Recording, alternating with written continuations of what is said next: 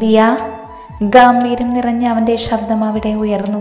ഒരു നിമിഷം ദിയ അവനിൽ നിന്നും പിടച്ചിലോടെ കണ്ണുകൾ എടുത്തു മാറ്റിയതും സൂര്യനെ പോലെ കത്തിജ്വലിക്കുന്ന അവൻ്റെ മുഖം കണ്ട് അവളുടെ ഉള്ളു ഭയം കൊണ്ട് വിറച്ചു.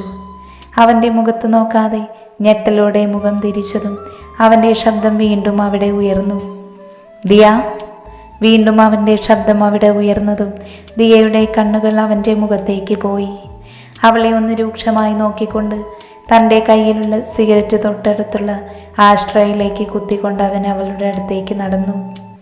ഡോറ് നോക്ക് ചെയ്യാതെ എൻ്റെ ക്യാബിനിലേക്ക് കയറരുതെന്ന് ഞാൻ ദിയയോട് പറഞ്ഞിട്ടില്ലേ? കണ്ണുകളിലും വാക്കുകളിലും ഗൗരവം നിറച്ചുകൊണ്ട് അവളെ നോക്കി അഭിമന്യു ശബ്ദമുയർത്തിയതും മറുപടി പറയാൻ കഴിയാതെ ദിയ വല്ലാതെ പരിങ്ങിപ്പോയി. എന്നാൽ അവളെ നോക്കിക്കൊണ്ട് അവൻ തൻ്റെ ഷർട്ടിൻ്റെ ബട്ടൺ ഇട്ടുകൊണ്ട് അവളുടെ അടുത്തേക്ക് പോയി. അത് സർ, ഇത് സൈൻ ചെയ്യാൻ. ഭയത്തോടെ അത് പറഞ്ഞുകൊണ്ട് അവൾ തൻ്റെ കയ്യിലുള്ള ഫയൽ അവന് നേരെ നീട്ടിയതും അവളെ ഒന്നുകൂടെ ഗൗരവത്തിൽ നോക്കിക്കൊണ്ട് ആ ഫയൽ അവൻ കയ്യിലേക്ക് വാങ്ങി. അത് കണ്ടപ്പോഴാണ് അവൾക്ക് ശ്വാസം നേരെ വീണത്. എന്നാൽ ആ ഫയൽ മറിച്ചു നോക്കി എല്ലാം കൃത്യമാണ് എന്ന് ഉറപ്പുവരുത്തിയതിന് ശേഷം അവൻ അതിൽ സൈൻ ചെയ്തു. പിന്നെ ആ ഫയലുകൾ അവൾക്ക് നേരെ നീട്ടി. എന്നാൽ ഇതൊന്നും അറിയാതെ സ്വയം മറന്ന് അവനെ തന്നെ നോക്കി നിൽക്കുകയാണ് ദിയ. അവളുടെ കണ്ണുകൾ ആർത്തിയോടെ അവനെ ഒഴിഞ്ഞുകൊണ്ടിരുന്നു. ഏത് സ്ത്രീയെയും ഒരു നോട്ടം കൊണ്ട് പോലും വശീകരിക്കാനുള്ള കഴിവ് അവനുണ്ട് എന്ന് തോന്നി അവൾക്ക്. ദിയ. ഗൗരവത്തോടൊപ്പം ദേഷ്യവും നിറച്ചുകൊണ്ട് അവൻ അവളെ നോക്കി വിളിച്ചതും അവൾ ഞെട്ടിക്കൊണ്ട് അവൻ്റെ കയ്യിൽ നിന്ന് ഫയൽ വാങ്ങി. എന്നാൽ അവളെ തന്നെ ദേഷ്യത്തിൽ നോക്കുവാണവൻ. ഇതുപോലെ പരിസരം മറന്ന് എന്നെ നോക്കി നിൽക്കുന്നത് എനിക്കിഷ്ടമല്ലെന്ന് ഞാൻ ദിയയോട് പറഞ്ഞിട്ടുണ്ട്. ഇനി ഇതുപോലെ ഉണ്ടായ ജോലിക്കെന്ന് പറഞ്ഞിങ്ങോട്ട് വരരുത്. Sir, out. കണ്ണുകളിൽ ദേഷ്യം നിറച്ചു വെറുപ്പോടെ അവൻ പറഞ്ഞതും അവൾ ആ ഫയൽ വാങ്ങി വേഗം ക്യാബിനിൽ നിന്ന് പുറത്തേക്ക് പോയി. ആ ക്യാബിൻ്റെ പടി കടന്നു പോകുന്ന ദിയെ അവൻ കണ്ണെടുക്കാതെ നോക്കി നിന്നു. അവൻ്റെ മുഖത്ത് പ്രത്യേകിച്ച് ഭാവമാറ്റമൊന്നും ഇല്ലെങ്കിലും ആ കൈമുഷ്ടി ചുരുട്ടി പിടിച്ച് തൻ്റെ ദേഷ്യം നിയന്ത്രിക്കുകയായിരുന്നു അവൻ. പിന്നെ ഒന്ന് ശ്വാസം ആഞ്ഞെടുത്ത് തൻ്റെ ചെയറിലേക്കിരുന്നു. തൻ്റെ മുൻപിൽ തെളിഞ്ഞ സ്ക്രീനിലേക്ക് അവൻ്റെ കണ്ണുകൾ പോയതും തൻ്റെ സിസ്റ്റത്തിൽ വർക്ക് ചെയ്യുന്ന ചിത്രയുടെ മുഖത്തേക്ക് അവൻ സൂക്ഷിച്ചു നോക്കി. ചെറുതായി നിറഞ്ഞു നിൽക്കുന്ന കണ്ണുകളും വയറിനെ പൊതിഞ്ഞു പിടിച്ചിരിക്കുന്ന ഇടത്തെ കൈയും പോരാത്തതിന് ക്ഷീണം വിളിച്ചോതുന്ന മുഖവും. അവന് വേഗം തൻ്റെ ഫോണെടുത്ത് കിഷോർ എന്ന നമ്പറിലേക്ക് വിളിച്ചു. എന്നാൽ ഈ നിമിഷം കുറച്ചു മുൻപ് നടന്ന കാര്യങ്ങളിൽ കുടുങ്ങിക്കിടക്കുകയായിരുന്നു അവൻ. ജോയൽ പറഞ്ഞു ഫയൽ വരുത്തിയ കറക്ഷൻ ചെക്ക് ചെയ്യാൻ കിഷോറിനെ കാണിക്കാൻ വന്നതായിരുന്നു സന. എന്നാൽ ക്യാബിൻ ഡോറ് തുറന്നകത്തേക്ക് കയറിയത് മുതൽ അവളെ തന്നെ ശ്രദ്ധിക്കുകയായിരുന്നു അവൻ. സാധാരണ പെൺപിള്ളേർ തന്നെ കണ്ട കണ്ണെടുക്കാതെ നോക്കി നിൽക്കുന്നത് കാണാറുണ്ട്. ഒന്നുകിൽ ആരാധന, അല്ലെങ്കിൽ പ്രണയം, അതുമല്ലെങ്കിൽ കാമം. എന്നാൽ ഇവൾക്ക് മാത്രം എപ്പോഴും ഒരു വിചാരം മാത്രം, പുച്ഛം, അൾട്ടിമേറ്റ് പുച്ഛം. അവൻ്റെ മുഖം ദേഷ്യത്തിൽ ചുവന്നു. അതിനേക്കാൾ ഉപരി വല്ലാത്ത അപമാനം. അത് എന്തുകൊണ്ടാണെന്ന് അവന് തന്നെ കൃത്യമായി അറിയാത്തതുപോലെ.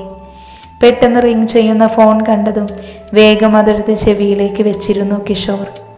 അവളോടിന്ന് ഹാഫ് ഡേ ലീവ് എടുത്തോളാൻ പറ. ഹലോ പറയുന്നതിന് മുൻപ് പതിഞ്ഞ എന്നാൽ ഗൗരവമുള്ള അബിയുടെ ശബ്ദം ചെവിയിലേക്ക് പതിച്ചതും ഒരു നിമിഷം കിഷോർ നിശബ്ദനായി. ആരെയാണെന്ന് മനസ്സിലായെങ്കിലും അത് കാണിക്കാതെ കിഷോർ അവനോട് ചോദിച്ചു. എന്നാൽ ആരെയാണ് താൻ ഉദ്ദേശിച്ചത് എന്ന് മനസ്സിലായിട്ടും തന്നെ കളിപ്പിക്കുന്നവനെ മൈൻഡ് പോലും ചെയ്യാതെ അവൻ ഫോൺ വെച്ചിരുന്നു. എന്നാൽ ഒരു ചിരിയോടെ കിഷോർ ചെയറിലേക്ക് ചാഞ്ഞിരുന്നു. ഈ ദുർവാസാവിൻ്റെ ഉള്ളിലേക്ക് ചിത്രയെ തള്ളിക്കയറ്റാൻ ഞാൻ ഒരുപാട് ബുദ്ധിമുട്ടുണ്ടായെന്ന് തോന്നുന്നു. അത് പറഞ്ഞുകൊണ്ട് അവൻ ചെയറിൽ നിന്ന് എണീറ്റ് ക്യാബിന് പുറത്തേക്ക് പോയി. അപ്പോഴേക്കും മനസ്സ് നിറയെ അഭിയായിരുന്നു.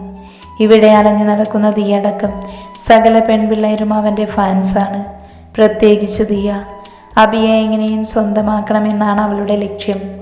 പക്ഷേ പേടിച്ചിട്ട് ആരും അവൻ്റെ അടുത്തേക്ക് പോലും പോകില്ല എന്ന് മാത്രം. എല്ലാവരോടും എപ്പോഴും ഡിസ്റ്റൻസ് ഇട്ട് നിൽക്കും. എന്തിന്, സംസാരത്തിൽ പോലും പിശുക്കുന്നവൻ. അളന്നു കുറിച്ചുള്ള സംസാരം. കഴിഞ്ഞ 10 വർഷമായി കൂടെ നടക്കുന്ന എന്നോട് പോലും ഒന്ന് മനസ്സു തുറന്ന് ചിരിക്കാത്തവൻ. എന്തിന്, ഇന്ന് വരെ നേരെ ചൊവ്വെ ഒരു പെണ്ണിനെ അവൻ നോക്കുന്നത് പോലും താൻ കണ്ടിട്ടില്ല. എപ്പോഴും മുഖവും വീർപ്പിച്ച് നടക്കും, പിന്നെ ഒടുക്കത്തെ ആറ്റിറ്റ്യൂഡും. അവൻ ഈ ജന്മം ഒരു വിവാഹം കഴിക്കുമെന്ന് പോലും താൻ കരുതിയതല്ല. അല്ലെങ്കിലും പ്രണയത്തിനും വിവാഹത്തിനും അവൻ്റെ മനസ്സിൽ പുച്ഛം മാത്രമേ ഉള്ളൂ. ഇങ്ങനെ ഒരു സാഹചര്യമായതുകൊണ്ട് മാത്രമാണ് ചിത്ര ഇന്ന് അവൻ്റെ ഭാര്യയായിരിക്കുന്നത്. അതും അവന് മറ്റൊരു മാർഗമില്ലാത്തത് കൊണ്ട്. ഇപ്പോഴും ചിത്രയെ അവൻ അംഗീകരിക്കുമെന്ന് തനിക്ക് ഉറപ്പില്ല. പക്ഷേ അവനെ തനിക്ക് കുറ്റപ്പെടുത്താനും കഴിയില്ല. കാരണം അവൻ്റെ അനുഭവങ്ങൾ അങ്ങനെയാണ്. കുട്ടിക്കാലം തൊട്ടുള്ള അവഗണനയും പരിഹാസവും ഒറ്റപ്പെടലും അവനെ ഇങ്ങനെയാക്കി. ഒന്ന് നിശ്വസിച്ചുകൊണ്ട് അവൻ ചിത്രയുടെ അടുത്തേക്ക് പോയി. തൻ്റെ ടേബിളിൽ തലവെച്ച് കിടക്കുന്ന ചിത്രയെ കണ്ടതും കിഷോറിൻ്റെ മുഖം ചുളിഞ്ഞു. ചിത്ര, എന്തു പറ്റി? അവളുടെ അടുത്തേക്ക് വന്ന് ചോദിക്കുമ്പോഴാണ് ഡെസ്കിൽ തലവെച്ച് കിടന്നവൾ തല ഉയർത്തി നോക്കുന്നത്. ഒരു നിമിഷം അവളുടെ ചുവന്ന് കലങ്ങിയ കണ്ണിലേക്ക് അവൻ നോക്കി. അത് സർ, ഒരു തലവേദന. വളരെ ശബ്ദം താഴ്ത്തി പറയുമ്പോൾ അവളുടെ വാക്കുകളിൽ പോലും അവശതയുണ്ടായിരുന്നു. എഴുന്നേൽക്ക് ചിത്ര, ഹോസ്പിറ്റൽ പോകാം. എന്നിട്ട് ഞാൻ തന്നെ ഹോസ്റ്റലിലാക്കി തരാം. ഒരു സഹോദരൻ്റെ വേവലാതിയോടെ അവൻ പറയുമ്പോൾ അവർക്ക് ചുറ്റും നിന്നവരുടെ പുരികം സംശയത്തിൽ ചുളിഞ്ഞു. വേണ്ട സർ, ഞാൻ തനിച്ച് പൊക്കോളാം.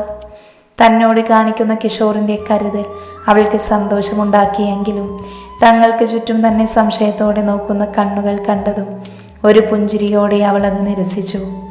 എന്നാൽ ക്ഷീണം നിറഞ്ഞു നിൽക്കുന്ന അവളുടെ മുഖം കണ്ടതും കിഷോറിന് വല്ലാതെയായി. ആ സമയത്താണ് ജോയലിന് ഫയൽ ഏൽപ്പിച്ച് സന തിരിച്ചു വന്നത്. ഒരു നിമിഷം ചിത്രയുടെ ക്യാബിന് ചുറ്റും നിൽക്കുന്ന സ്റ്റാഫിനെ കണ്ടതും സന വേഗം അവളുടെ അടുത്തേക്ക് പോയി. കണ്ണ് ചുവന്നു നിറഞ്ഞു നിൽക്കുന്ന ചിത്രയും അവളുടെ അടുത്ത് നിൽക്കുന്ന കിഷോറിനെയും കണ്ടതും അവളുടെ മുഖമൊന്ന് ചുളിഞ്ഞു. ഇനി കിഷോർ അവളെ എന്തെങ്കിലും പറഞ്ഞോ എന്ന് പോലും സന സംശയിച്ചു. പിന്നെ വേഗം ചിത്രയുടെ അടുത്തേക്ക് പോയി. എന്താ ചിത്ര, എന്തു പറ്റി? അവളുടെ കവളിൽ കൈ ചേർത്ത് സന ചോദിക്കുമ്പോൾ അവളിൽ ഒരു സഹോദരിയുടെ കരുതലുണ്ടായിരുന്നു. ഒന്നുമില്ലടി, ഒരു തലവേദന. സന ചിത്രയെ കൂട്ടി ഹോസ്പിറ്റൽ പൊക്കോളൂ, പിന്നെ ഹോസ്റ്റലിലേക്കും. നിങ്ങളെ കൊണ്ടുവിടാൻ ഞാൻ ഡ്രൈവറോട് പറയാം. സന എന്തെങ്കിലും പറയുന്നതിന് മുൻപ് കിഷോർ വേഗം തൻ്റെ ഫോണുമായി പുറത്തേക്ക് പോയിരുന്നു. അപ്പോഴും അവരുടെ അടുത്തിരിക്കുന്ന സ്റ്റാഫെല്ലാം അവരെ തന്നെ കണ്ണുമിഴിച്ച് നോക്കി നിൽക്കുമായിരുന്നു. കിഷോർ ആയാലും അഭിയായാലും ആരെയും അത്രയ്ക്ക് അടുപ്പിക്കാത്ത ടൈപ്പാണ്, പ്രത്യേകിച്ച് പെണ്ണുങ്ങളെ. പോരാത്തതിന് ചാവാൻ കിടക്കുവാണ് എന്ന് പറഞ്ഞാലും മെഡിക്കൽ റിപ്പോർട്ട് തന്നാലേ ലീവ് തരൂ എന്ന് പറയുന്ന കിഷോറാണ് ഇന്ന് ചിത്രയ്ക്ക് ഹാഫ് ഡേ ലീവിൻ്റെ കൂടെ ഡ്രൈവറോട് അവരെ കൊണ്ടുവിടാൻ കൂടെ പറയുന്നത്. ചിലരിൽ അവിശ്വസനീയതയായിരുന്നു എങ്കിലും അധികം ആളുകളിലും ഇന്നലെ കയറി വന്ന അവർക്ക് നൽകുന്ന പരിഗണനയിൽ അസൂയയായിരുന്നു. പക്ഷേ അവർക്കെതിരെ ശബ്ദമുയർത്താൻ ആരും തയ്യാറായിരുന്നില്ല. അതിനാർക്കും ധൈര്യമില്ല എന്നതായിരുന്നു സത്യം. കിഷോർ തിരികെ വന്നതും സന ചിത്രയെ കൂട്ടി നേരെ കാറിനടുത്തേക്ക് പോയി. കിഷോർ ഹോസ്പിറ്റൽ പോകാൻ പറഞ്ഞുവെങ്കിലും സനയോട് പീരീഡ്സ് ആണെന്ന് പറഞ്ഞപ്പോൾ നേരെ ഹോസ്റ്റലിലേക്ക് പോയാൽ മതിയെന്ന് അവൾ ഡ്രൈവറോട് പറഞ്ഞു. ഹോസ്റ്റലിലേക്ക് ചെന്ന ഉടനെ ഒന്ന് തല നനച്ച് നന്നായി കുളിച്ചു ചിത്ര. അപ്പോഴേക്കും സന അവൾക്കുള്ള ഹോട്ട് മേക്കുമായി വന്നിരുന്നു. അതും വെച്ച് കണ്ണുകളടച്ച് ബെഡിലേക്ക് കിടക്കുമ്പോൾ അവളുടെ കണ്ണുകൾ ക്ഷീണത്താൽ അടഞ്ഞുപോയി. പക്ഷേ അപ്പോഴും ചില ഓർമ്മകൾ അവളുടെ മനസ്സിൽ ഓരോ മാസവും വരുന്ന കടുത്ത വയറുവേദന സഹിക്കാൻ കഴിയാതെ പിടയുന്ന അവളുടെ നേർക്ക് ചൂരൽ വടിയുമായി വരുന്ന ചെറിയമ്മയുടെ ചിത്രമായിരുന്നു. കണ്ണുകൾ അടച്ച് കിടക്കുമ്പോഴും അവളുടെ കണ്ണിൽ നിന്ന് ഒരു തുള്ളി താഴേക്ക് പതിച്ചു. ഇതേ സമയം സംഘർഷഭരിതമായ തൻ്റെ മനസ്സിനെ ശാന്തമാക്കാൻ കഴിയാതെ ആകെ ഉലയുകയായിരുന്നു സനയുടെ മനസ്സ്. അതിന് കാരണം കിഷോറും പിന്നെ അഭിയും അവരുടെ പ്രവൃത്തികളുമാണ്. ഓഫീസ് കഴിഞ്ഞ് കിഷോറും അഭിയും ഒന്നിച്ചാണ് വീട്ടിലേക്ക് പോയത്. വീട് വൃത്തിയാക്കിയിടാനും പാചകത്തിന് കുക്കുണ്ട് ആനന്ദ്. എന്നാൽ സ്വന്തം മുറി സ്വയം വൃത്തിയാക്കണമെന്നും അവരുടെ വസ്ത്രം സ്വയം കഴുകിയിടണമെന്നുള്ളതും അഭിയുടെ നിർബന്ധമാണ്. അവൻ മാത്രമല്ല, അവന് ചുറ്റുമുള്ളവരും അത് പാലിക്കണമെന്നും അവന് നിർബന്ധമാണ്. ഇന്നലെ വരെ ആനന്ദ് ലീവായിരുന്നു. ഇന്ന് അവർ വീട്ടിലെത്തിയപ്പോൾ നന്ദു എത്തിയിരുന്നു. രാത്രി ഗാർഡനിലുള്ള സിമൻറ്റ് ബെഞ്ചിലിരുന്ന് മദ്യപിക്കുകയാണ് കിഷോർ. പക്ഷേ മനസ്സ് മുഴുവൻ അവളിലാണ് സന. കരഞ്ഞു കലങ്ങിയ കണ്ണുകളുമായി നിൽക്കുന്ന ചിത്രയെ ചേർത്ത് പിടിച്ച് തന്നെ തുറിച്ചു നോക്കി അവളുടെ ആ നോട്ടം അതുമാത്രം മൈൻഡിൽ അങ്ങനെ സ്റ്റെക്കായി കിടക്കുവാണ്. പെട്ടെന്നാണ് അവൻ്റെ അടുത്തേക്ക് അഭി വന്നിരുന്നത്. നിന്നോട് ഞാൻ ഹാഫ് ഡേ ലീവ് കൊടുക്കാനല്ലേ പറഞ്ഞത്, അതും അവൾക്ക് മാത്രം. പിന്നെ നീ എന്തിനാ അവരെ കൊണ്ടുവിടാൻ ഡ്രൈവറോട് പറഞ്ഞത്? അവൻ്റെ അടുത്തിരുന്ന് ലാപ്പിലേക്ക് നോക്കിക്കൊണ്ടാണ് അവനത് ചോദിച്ചത്. എന്നാൽ താൻ സിപ്പ് ചെയ്തിരുന്ന ഗ്ലാസ് താഴെ വെച്ചതിന് ശേഷം കിഷോർ അവനെ ഒന്ന് നോക്കി. എന്നിട്ട് പറഞ്ഞു, അത് ഒരു സഹോദരന് തൻ്റെ സഹോദരിയോടുള്ള കരുതല. അത് പറയുന്നതിനെ കൂടെ അവൻ്റെ മുഖം കൊടുക്കാതെ കിഷോർ വേഗം അകത്തേക്ക് കയറി. എന്നാൽ അവൻ്റെ വാക്കുകൾ കേട്ടതും അഭിയുടെ മുഖം സംശയത്തിലൊന്ന് ചുളിഞ്ഞു. പിന്നെ അത് കാര്യമാക്കാതെ അവന് തൻ്റെ വർക്കിലേക്ക് തിരിഞ്ഞു. രാത്രി ഭക്ഷണവും കഴിച്ച് നേരെ അവന് തൻ്റെ മുറിയിലേക്ക് പോയി. ഒന്ന് കുളിച്ച് പതിവ് പോലൊരു ബോട്ടിലും എടുത്ത് അവൻ ബാൽക്കണിയിലേക്ക് പോയി. ആകാശത്ത് തെളിഞ്ഞു നിൽക്കുന്ന നക്ഷത്രങ്ങളെ കാണുമ്പോൾ ഒരു നീലക്കൽ മൂക്കുത്തി വെച്ച് തല നിറയെ മുല്ലപ്പൂവ് വെച്ച ഒരു സുന്ദരിയായ സ്ത്രീയുടെ മുഖം അവൻ്റെ മനസ്സിലേക്ക് വന്നു. അവർ സ്നേഹത്തോടെ തൻ്റെ കുഞ്ഞിനെ ചേർത്ത് പിടിക്കുന്നതും അവന് ചോറ് വാരി കൊടുക്കുന്നതും തെളിഞ്ഞു വന്നതും അവൻ്റെ കണ്ണുകൾ പഴയ ഓർമ്മയിലൊന്ന് വിടർന്നു. ദുർഗാദേവി, ഒരാണിൻ്റെ കരുത്തോടെ ധൈര്യത്തോടെ ജീവിച്ചവൾ, മരിക്കുവോളും ആരുടെ മുൻപിലും തല താഴ്ത്താത്തവൾ, തന്നെ സ്നേഹം കൊണ്ട് വീർപ്പ് മുട്ടിച്ച അമ്മ. അവരുടെ ചിത്രങ്ങളായിരുന്നു അവൻ്റെ മനസ്സ് നിറയെ. ഒപ്പം നിറങ്ങളും സന്തോഷങ്ങളും നിറഞ്ഞവൻ്റെ കുട്ടിക്കാലവും. എന്നാൽ അവസാനം ആരും ആശ്രയത്തിനില്ലാതെ അസുഖം ബാധിച്ച് ആശുപത്രിയിൽ കിടക്കുന്ന തൻ്റെ അമ്മയുടെ ചിത്രവും അതിനടുത്തിരുന്ന് തേങ്ങുന്ന കുഞ്ഞ് അബിയുടെ ചിത്രവും മിഴിവോടെ മനസ്സിലേക്ക് തെളിഞ്ഞതും ആ കണ്ണുകളിൽ ചുവപ്പ് ബാധിച്ചു. പിന്നെ കണ്ണുകൾ രണ്ടും മുറുക്കെ അടച്ചതിനു ശേഷം അവൻ നേരെ ആ ബീൻ ബാഗിലേക്ക് ചാഞ്ഞു. പക്ഷേ അപ്പോഴും നിറഞ്ഞ കണ്ണുകൾ താഴേക്കൊഴുകാൻ അവന് അനുവദിച്ചില്ല. അല്ലെങ്കിലും ഇനി ഒന്നിൻ്റെ പേരിലും ഈ കണ്ണ് നിറയില്ല എന്ന് അവൻ ഉറപ്പിച്ചതാണ്. പൊള്ളുന്ന ഓർമ്മകൾ മാത്രമല്ല, അവൻ്റെ മനസ്സിനെയും ശരീരത്തിനെയും തളർത്താൻ കഴിയുന്ന അനുഭവങ്ങളും ഉണ്ടായിരുന്നു അവന്. ഈശ്വരമഠത്തിന് മുൻപിൽ അവൻ്റെ കാറ് വന്നു നിന്നതും അതിൽ നിന്ന് ചന്ദ്രു പുറത്തേക്കിറങ്ങി. ഒരു ചെറിയ പുഞ്ചിരിയോടെ വീട്ടിലേക്ക് കയറി വരുമ്പോൾ ഒന്നമ്മയുടെ മടിയിൽ തലചായ്ച്ച് കിടക്കണമെന്ന് മാത്രമായിരുന്നു അവൻ്റെ മനസ്സ് നിറയെ. വീടിന് മുമ്പിൽ ചന്ദ്രുവിൻ്റെ കാർ വന്ന് നിന്നതും അകത്തെന്തോ അടുക്കള ജോലിയിലായിരുന്ന വസുന്ധര വേഗം പുറത്തേക്ക് വന്നു. കാറിൽ നിന്ന് പുറത്തേക്ക് ഇറങ്ങി വരുന്ന ചന്ദ്രുവിനെ കണ്ടതും അവരുടെ കണ്ണുകൾ സന്തോഷം കൊണ്ട് നിറഞ്ഞു. തൻ്റെ നേരിയതിൻ്റെ തുമ്പ് കൊണ്ട് അവർ തൻ്റെ കണ്ണുനീരിനെ ഒപ്പിയെടുത്തതും ഒരു ചെറുചിരിയോടെ ചന്ദ്രു അവരെ തന്നോട് ചേർത്ത് പിടിച്ചു. എന്താ അമ്മ ഇത്? ഞാൻ ഇവിടെ നിന്ന് പോയിട്ട് മാസമൊന്നും ആയിട്ടല്ലേ ഉള്ളൂ, അതിനാണോ? അവരെ തന്നോട് ചേർത്ത് പിടിക്കുമ്പോൾ അവൻ്റെ ഉള്ളിലും അമ്മയോടുള്ള വാത്സല്യം തുളുമ്പുകയായിരുന്നു. മതി ചന്തു, ഒന്ന് പോയി കുളിച്ചു വാ, അമ്മ നിന്നെ കാണണമെന്ന് പറഞ്ഞിരുന്നു. ശരിയമ്മ എന്ന് പറഞ്ഞുകൊണ്ട് ചന്ദ്രു തൻ്റെ നേരെ മുറിയിലേക്ക് പോയി. ഒരു മാസത്തിന് ശേഷം വന്ന് തൻ്റെ മകന് വേണ്ടി അവന് ഇഷ്ടപ്പെട്ടതെല്ലാം വെച്ചുണ്ടാക്കുന്ന തിരക്കിലായിരുന്നു വസുന്ധര. പെട്ടെന്ന് മഹേശ്വരിയുടെ കാർ ആ വീടിന് മുൻപിൽ വന്നു നിന്നതും തൻ്റെ ജോലി നിർത്തിവെച്ച് കയ്യിൽ ഒരു ഗ്ലാസ് വെള്ളം എടുത്തുകൊണ്ട് വസുന്ധര അവരുടെ അടുത്തേക്ക് പോയി. ഭർത്താവിൻ്റെ അമ്മയാണെങ്കിലും തൻ്റെ അച്ഛൻ്റെ സഹോദരി കൂടിയാണ് വസുന്ധരയ്ക്ക് ഈശ്വരി. അതുകൊണ്ടാണ് തൻ്റെ മരുമകളായ വസുന്ധരയെ തന്നെ ഈശ്വരി തൻ്റെ മകൻ്റെ ഭാര്യയായി തിരഞ്ഞെടുത്തത്. ആ തീരുമാനം ശരിയാണെന്ന് ഇന്ന് 100% ഉറപ്പാണ് ഈശ്വരിക്ക്. തനിക്ക് വെള്ളവുമായി അടുത്തേക്ക് വരുന്ന വസുന്ധരയുടെ കയ്യിൽ നിന്നും അവരാ വെള്ളത്തിൻ്റെ ഗ്ലാസ് വാങ്ങി അത് ചുണ്ടോട് ചേർത്തുകൊണ്ട് ചോദിച്ചു, ചന്ദ്രു വന്നോ?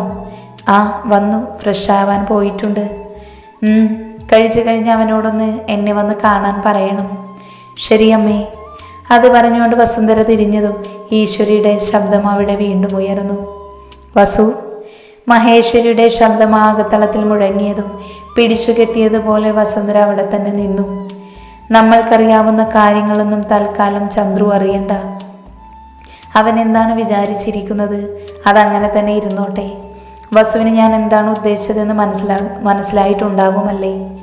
ശബ്ദത്തിൽ ആവശ്യത്തിന് ഗൗരവവും ശാസനയും നിറച്ചുകൊണ്ട് ഈശ്വരി അവരോട് പറഞ്ഞതും കുറച്ചു നേരത്തേക്കൊന്നും മിണ്ടാൻ കഴിയാത്ത അവസ്ഥയിലായിരുന്നു വസുന്ധരയ്ക്ക്. പിന്നെ അവരെ നോക്കാതെ അറിയാം അത്രമാത്രം പറഞ്ഞുകൊണ്ട് അടുക്കളയിലേക്ക് പോകുമ്പോൾ എന്തിനെന്നറിയാതെ വസുന്ധരയുടെ കണ്ണുകൾ നിറഞ്ഞു. 15 വർഷങ്ങൾക്ക് മുൻപ് ഈശ്വരമഠം തറവാടിൻ്റെ അകത്തളത്തിൽ ഒരു ഇരുട്ടുമുറിയിൽ ഒരുപാട് പീഡനങ്ങളും വേദനകളും സഹിച്ച് ഒന്ന് പ്രതികരിക്കാൻ പോലും കഴിയാതെ കരഞ്ഞു തളർന്ന ഒരു 10 വയസ്സുകാരൻ്റെ മുഖം അവരുടെ മനസ്സിലേക്ക് കടന്നു വന്നു. അതേ നിമിഷം തന്നെ എന്തിനെന്നറിയാതെ അവരുടെ കണ്ണിൽ നിന്നും ഒരു തുള്ളി താഴേക്ക് പതിച്ചു. 1 മാസത്തിനു ശേഷം തൻ്റെ മുറിയിലേക്ക് വന്നതും വല്ലാത്തൊരു ഉണർവ് തന്നെ വന്ന് പൊതിയുന്നത് പോലെ തോന്നി ചന്ദ്രുവിന്. കുട്ടിക്കാലം മുതലേ ഈ തറവാടിനോടും വീടിനോടും വല്ലാത്തൊരടുപ്പമാണ് അവന്. കുളിച്ച് വസ്ത്രം പോലും മാറാൻ നിൽക്കാതെ നേരെ തെക്കുവശത്തെ ജനാല തുറന്നിടുമ്പോൾ അവൻ്റെ കണ്ണുകൾ നീണ്ടത് ആ ചെറിയ ഓടിട്ട വീട്ടിലേക്കായിരുന്നു. ആ വീടിന് ചുറ്റും അനിയന്ത്രിതമായി അവൻ്റെ കണ്ണുകൾ സഞ്ചരിക്കുമ്പോൾ അവൻ തിരഞ്ഞത് മുഴുവൻ അവളെ ആയിരുന്നു. കുട്ടിക്കാലം മുതൽ തൻ്റെ മനസ്സിൽ കയറി കൂടിയവൾ കൃഷ്ണ. കുറച്ചു നേരം കൂടി അവളെ തിരഞ്ഞുവെങ്കിലും ഇനിയും അവിടെ നിന്നിട്ട് കാര്യമില്ല എന്ന് മനസ്സിലായതുകൊണ്ട് അവൻ വസ്ത്രം മാറി നേരെ താഴേക്ക് പോയി. അമ്മയുടെ കൈകൊണ്ടുണ്ടാക്കിയ ഭക്ഷണം അമൃതമാണെന്ന് ഓർമ്മിപ്പിക്കുന്ന പോലെയായിരുന്നു വസുന്ധരമ്മ അവൻ്റെ മുൻപിൽ നിരത്തിയ വിഭവങ്ങൾ ഓരോന്നും ആസ്വദിച്ച് കഴിക്കുമ്പോഴെല്ലാം ഒന്നിനൊന്ന് മെച്ചമാണെന്ന് തോന്നി അവന്. പതിവ് പോലെ അന്നും ചിത്രയും സനയും ജോലിക്ക് പോയി. രാവിലെ തൻ്റെ ക്യാബിനിലേക്ക് കയറുന്നതിന് മുൻപ് എല്ലാവരും അവരെ ഏതോ അന്യഗ്രഹി ജീവിയെ പോലെ നോക്കുന്നത് അവർക്ക് കാണാമായിരുന്നു. പിന്നെ അത് വലിയ കാര്യമാക്കാതെ അവർ തങ്ങളുടെ ജോലിയിലേക്ക് തിരിഞ്ഞു. ലഞ്ച് ടൈമിലിരിക്കുമ്പോഴാണ് ആദിയും അമ്മവും അവളുടെ അടുത്തേക്ക് വരുന്നത്. ഓഫീസിലെല്ലാവരും ഇപ്പോൾ നിങ്ങളെക്കുറിച്ചാണ് സംസാരിക്കുന്നത്. ആദ്യത് പറയുമ്പോൾ 2 പേരും സംശയത്തോടെ അവരെ നോക്കി. ഇതുവരെ കിഷോർ സാറും അഭിസാറും ആരോടും അടുപ്പത്തിന് നിൽക്കാറില്ല. അപ്പോൾ ഇന്നലെ വന്ന് പുതിയ സ്റ്റാഫായ നിങ്ങളോട് ഇത്രയ്ക്ക് അടുപ്പം കാണിച്ച ഇവിടെ ഉള്ളവർക്ക് അത് സഹിക്കുമോ? പ്രത്യേകിച്ച് അവരുടെ ഒരു നോട്ടത്തിന് വേണ്ടി കാത്തു നിൽക്കുന്നവർക്ക്. അത് ശരിയാ കിഷോർ സാറ് പിന്നെയും ഓക്കെ. എന്നാൽ അഭിസാറ്, ഇന്നലെ നീ സാറിൻ്റെ ദേഹത്തോട് വീണിട്ടും സാർ നിന്നെ ഒന്നും പറയാത്തതാണ് എല്ലാവർക്കും വിഷയം. സാറാണെങ്കിൽ കിഷോർ സാറിനേക്കാൾ കഷ്ടമാണ്. സാറിൻ്റെ ക്യാബിനിലേക്ക് സാറിൻ്റെ ദിയ മേഡം അല്ലാതെ വേറൊരു ഫീമെയിൽ സ്റ്റാഫ് കയറിയിട്ടുണ്ടെങ്കിൽ അത് കൃഷ്ണയാണ്. അവൾക്ക് പോലും നിന്നെ പോലൊരു അവസരം കിട്ടിയിട്ടില്ല. ഒരു തമാശ പോലെ അമ്മു അവളെ നോക്കി പറഞ്ഞപ്പോൾ അവസാനത്തെ വാക്കുകൾ വന്ന് പതിച്ചത് അവളുടെ ഹൃദയത്തിലേക്കായിരുന്നു.